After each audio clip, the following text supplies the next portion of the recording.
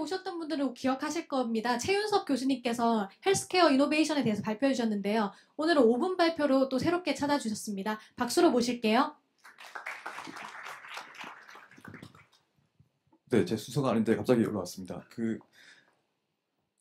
서울대학병원의 최윤섭이고요. 지난달에 제가 그 1시간 발표를 했었는데, 이제 이번 달부터 5분 발표를 제가 매달 하려고 합니다. 그래서, 저는 이제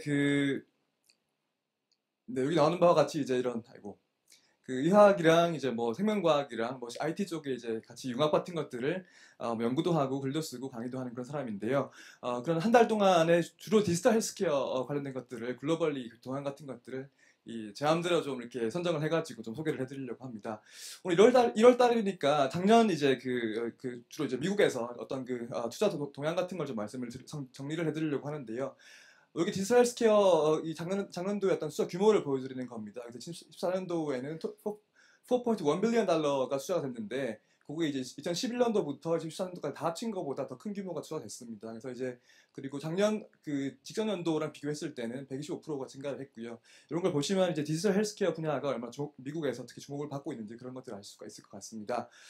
그리고 아까 보여드린 4 빌리언 달러 중에 44%가 특히 5가지 분야에 이게 집중이 되어 있는데, 주로 빅데이터라든지 뭐 원격 진료라든지 뭐 맞춤 치료라든지 그런 것들을 주로 이제 주목받는 그런 키워드들이 있는데요.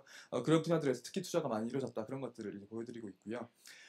그 다음에 이런 분야에 특히 투자를 많이 했던 액티브한 펀드가 뭔가를 보여드리는 건데, VC를 보시면 뭐 역시 유명한 KPCB라든지 코슬라 벤처스나 같은 것들이 많이 투자했었고, 기업 펀드 중에는 이제 재밌는 게 퀄컴이 많이 투자를 했습니다. 퀄컴이나 다국적 제약사인 이 머크에서 투자를 많이 활발하게 진행하고 있다는 것을 알 수가 있습니다.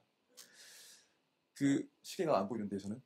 그다음 뉴스는 이 재밌는 것이 뭐냐고 하면 주로 핏빛 같은 거 많이 쓰시죠. 저도 지금 피트니스 밴드 끼고 있는데 이게 보통 글로벌리 보더라도 특히 한두 달 넘어서 끼는 분들이 별로 없고 6개월 가면 특히 이제 뭐 거의 다 안 쓴다고 보는데, 어떻게 하면 더 많이 쓸 수 있을 것이냐, 더 오래 쓸 수 있을 것이냐를 전략 중에 하나가 이 보험사랑 연계해서 돈을 주는 겁니다. 그래서 그런 것들이 보면 특히 미스핏이 이제 미스핏 샤인 아시죠? 그죠? 미스핏 플래시라고 하는 저가 모델이 있는데, 그거랑 같이 이제 네.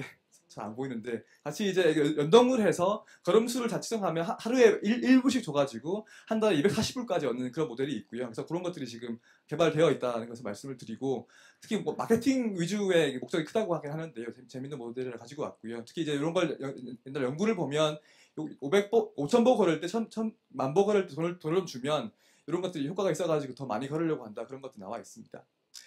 그 다음에 요거 보시면 이게 그냥 액세서리 같이 보이시고 이런 것도 나와 있는데, 이게 어떤 거냐고 하면 CES 이번에 나왔던 것인데, 요게 이제 미스핏, 아까 보여드린 미스핏 샤인이랑 스왈로브스키가 콜라보레이션 해가지고 거의 이제 디자인을 되게 예쁘게 만든 피트니스 트래커라고 할 수 있습니다. 그래서 보통 보면 이제 요즘 말이 많이 나오는 것들이 웨어러블 디바이스 같은 것들이 여자분들이 더 니즈가 큰데 여성의 취향이 되게 무시당하고 있다, 그런 것들 얘기 많은데요. 그래서 이런 것들이 이제 뭐 럭셔리 브랜드와 콜라보레이션 통해 가지고 이제 뭐 되고 있다, 그런 것들을 나오고 있습니다.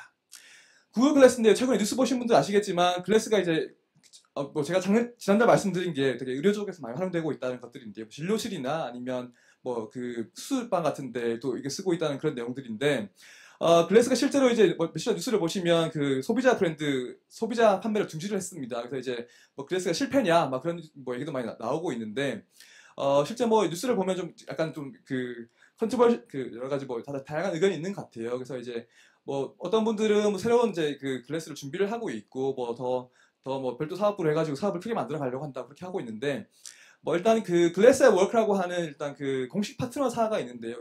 대부분이 의료 앱을 만드는 글래스 파트너사들인데, 뭐 대표적인 예들이 뭐 오그메딕스나 프리스틴 같은 그런, 오그메딕스는 진료실에서 하는 거고요. 프리스틴은 수술방에서 하는 그런 앱을 만들고 있는데, 그런 쪽은 앞으로 뭐 계속 안정적으로 진행하고 있다, 뭐 그런 얘기를 하고 있고요. 그래서 뭐 오그메딕스 같은 경우는 이게 스탠포드 애들이 만든 벤처인데, 최근에 이제 뭐 시리즈 A 펀딩도 성공을 했습니다. 마지막으로 센서 하나만 말씀 더 드리려고 하는데, 먹는 센서입니다. 제가 소개해드렸던 건데요. 먹으면 약을 언제 먹었는지 기록을 남길 수 있는 센서인데, 디지털 헬스케어 분야에서 가장 주목 많이 받고 있는, 뭐 펀딩도 되게 많이 받고 IPO가 준비되고 있는 그런 기업인데요. 뭐 이게 센서입니다. 아핀 되게 작은 센서인데, 재밌는 것이 이제 요거 뭐 기록이 남는 그런 것들이 언제 하면 먹었다, 이런 것들이